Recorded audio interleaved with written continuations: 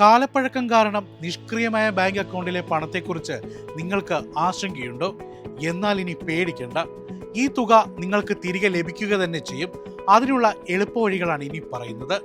Savings അല്ലെങ്കിൽ current അക്കൗണ്ടുകളിലെ 10 വർഷമായ ഇടപാടുകൾ നടക്കാതിരിക്കുകയോ term ഡെപ്പോസിറ്റുകൾ കാലാവധി കഴിഞ്ഞ 10 വർഷത്തിനകം ക്ലെയിം ചെയ്യാതിരിക്കുകയോ ചെയ്താൽ ആ തുക അവകാശികളില്ലാതെ നിക്ഷേപമായി കണക്കാക്കുകയും ഈ പണം RBIയുടെ DEA ഫണ്ടിലേക്ക് മാറ്റുകയും ചെയ്യും.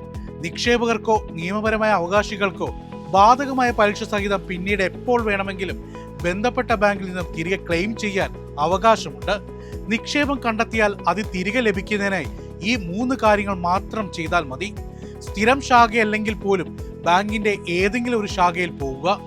Aadhaar, passport, voter ID, driving licence തുടങ്ങിയ KYC രേഖകൾ സഹിതം ക്ലെയിം ഫോം പൂരിപ്പിച്ച് നൽകുക.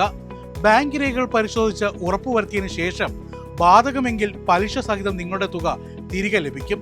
അവകാശികളില്ലാത്ത നിക്ഷേപങ്ങൾ തിരികെ നൽകുന്നതിന് റിസർവ് ബാങ്കിന്റെ നേതൃത്വത്തിൽ ഈ വർഷം ഡിസംബർ വരെ രാജ്യത്തെ എല്ലാ ജില്ലകളിലും പ്രത്യേക ക്യാമ്പുകൾ സംഘടിപ്പിക്കുന്നുണ്ട്.